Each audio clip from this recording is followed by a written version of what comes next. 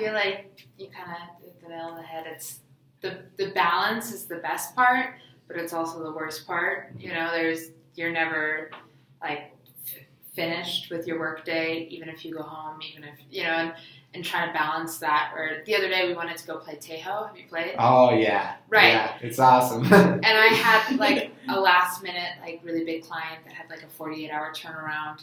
And so I was just like trying to get everything out, send it to them, quickly go out, play Tejo, come back, and then still work until midnight to try and like make the thing go live. And she did it. Yeah.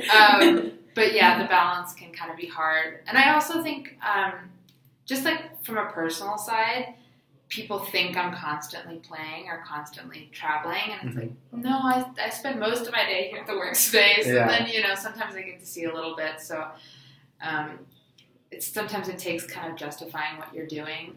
People, you know, some people understand, some people don't. But. And I think that's a misconception, and I think we're partly to blame for it. I mean, we post the most amazing photos of like the things that we're doing, and it's not as glamorous for me. Like normally, if I'm doing something cool, I'm going to Instagram story like every 5 seconds, and then today I've done 0 because I've just been working all day.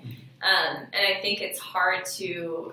I try sometimes, and I know you try sometimes too. It's like to illustrate what it's like, and like those real like Facebook posts that say like, yeah, I'm in this beautiful city and I've had food poisoning for 2 days and I have no idea what it looks like, and like I'm tired, you know? And so it's hard to say what it's really like, and I think people get a misconception of that we're just constantly doing these amazing things, which we are, but like to pay for those amazing things, you have to work.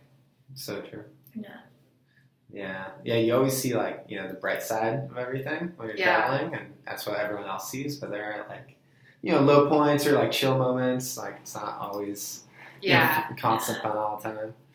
Honestly, I get tired of it. Like, if you're always doing something, I'm like, I need to chill for a week. I love it, but I need to chill. And that can be hard too. Like, if you spend your whole week just like working, and then your evenings trying to see stuff, and then the guilt you feel if you spend your weekend, you're like, I'm not getting out of bed, and I am watching Netflix all weekend, and I'm rapping and that, like, the guilt for that kind of sucks. But. I remember before I was coming on remote year, I like obsessively followed anyone I could find on Instagram who was on remote year, and just like was watching their stories and like, you know, following them, what are they doing? And I had posted some Instagram story where I had said, it was like a picture of like me with like a green face mask on and like watching Netflix, and I was like, things I'm gonna miss doing on remote year, right? Like watching Netflix, drinking wine, and having a face mask. And I remember this girl who I forget, I think she's in Libertad, I'm not sure, in one of the remote year groups.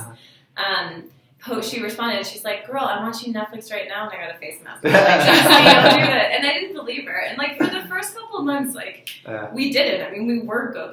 And then you got into a group, and so I did a face mask on it. And now we're tired. Last week. And now we're tired. Yeah, now we're really tired. Yeah, we're coming up on month 11, so it's been... That's a while. Long time.